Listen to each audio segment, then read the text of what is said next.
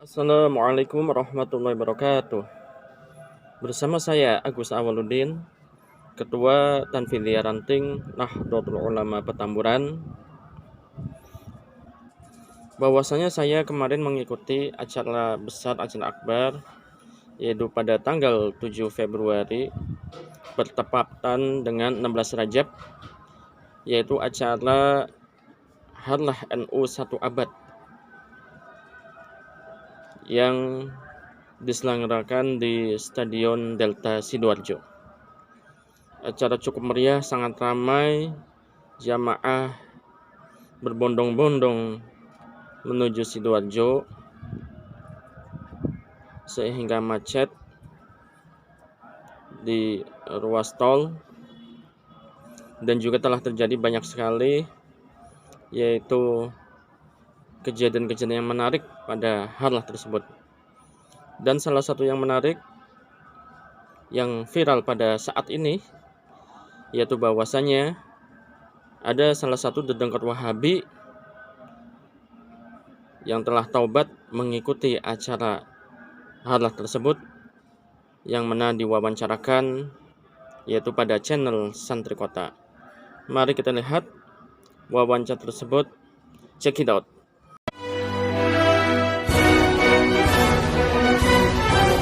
Usahkah hati wahai tanah airku, cintamu dalam imanku, jangan halangkan nasibmu, bangkitlah hai bangsaku.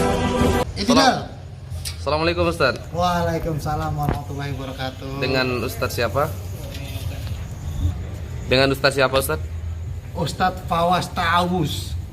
Masya Allah, luar biasa. Aslinya dari mana Ustaz? Aslinya dari Rembang. Oh, Rembang. Oke.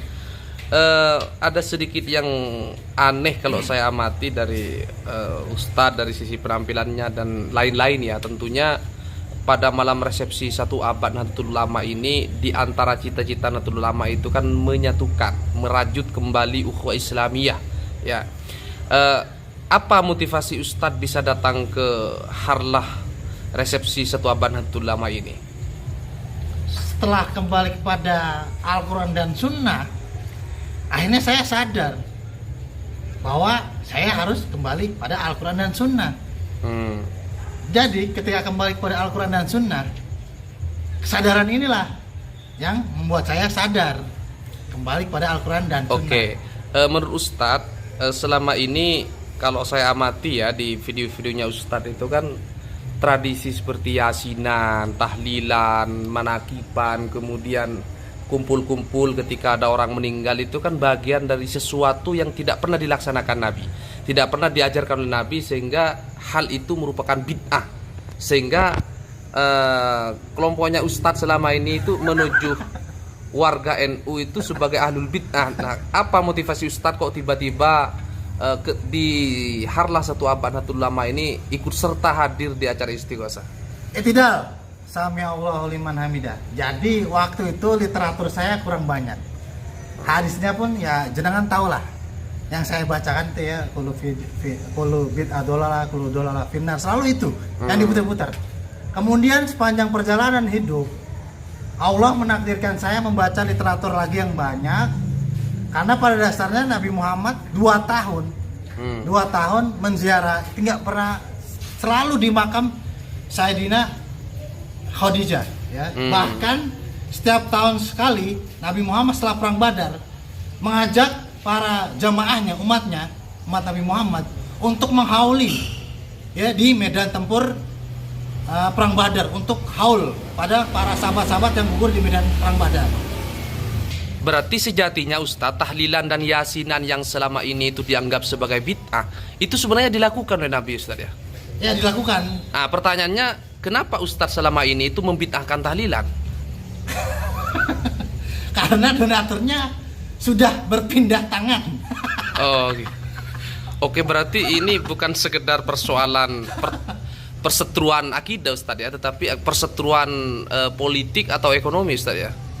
Ya, kita nggak usah memperjelaskan lebih dalam lah. Tentunya teman-teman sahabat dari Nahdien ini lebih cerdas lah dibanding kami-kami ini. Oke. Saya pingin sedikit lebih ilmiah karena memang tradisi kaum Nahdiyin ini bukan orang-orang yang dikit-dikit marah, dikit-dikit mengkafirkan orang lain, membid'ahkan orang lain, tetapi tradisi Nahdiyin ini adalah kaum intelektual. Ketika ada persoalan sosial, ketika ada persoalan keagamaan, selalu diselesaikan dengan bahsul masail dan sebagainya. Sekarang saya ingin bertanya kepada Ustadz, apa motivasi Ustadz, landasan Ustadz yang awalnya tahlilan itu haram kok tiba-tiba menjadi sunnah, itu kira-kira apa Ustadz? Karena saya jarang panggilan itu. Saya kalau panggilan maulid sepi. Nggak ada yang undang saya. Tolong ya, teman sahabat saya udah jadi Nahdiyin belum ini? Kalau datang Harlah Satayanu ini. Oke, begini, karena sejatinya kalau saya ini Ustadz kan dari dulu memang sudah Nahdiyin ya, tidak pernah kemana-mana, sehingga saya ini tidak pernah ikut-ikutan hijrah karena saya belum kemana-mana. Pertanyaannya Ustadz, kira-kira apakah dengan resepsi 1 abad Nahdlatul Ulama kali ini itu bisa melakukan terobosan baru terhadap persatuan umat Islam? Kira-kira kan kita tahu bahwa umat Islam terpolarisasi menjadi banyak sekali golongan-golongan, termasuk diantaranya ada kelompok Syiah, ada kelompok Wahabi dan sebagainya. Menurut Ustadz gimana? Ya, kalau kita merujuk kepada Al-Quran itu ya, wa'tasimu bihablillahi jami'an wala tafaraku. Berpegang teguhlah kamu kepada Al-Quran dan Sunnah, itu maksudnya ya, ayat itu, tafsir ayat itu. Dan janganlah kamu membuat firqah-firqah gitu. Selama simbolnya ya, kalau kita melihat seseorang dengan simbol-simbol, itu sama aja kita seperti iblis juga. Dari kita melihat manusia itu dari tanah, lawang aku dari api kok gitu ya, sama, nggak ada bedanya gitu.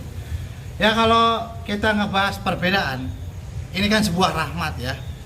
Wa qauba ila li ta'arafu indallahi akramakum atqakum. Yang paling bertakwalah yang di sisi kamu itu yang paling dekat dengan Tuhannya gitu.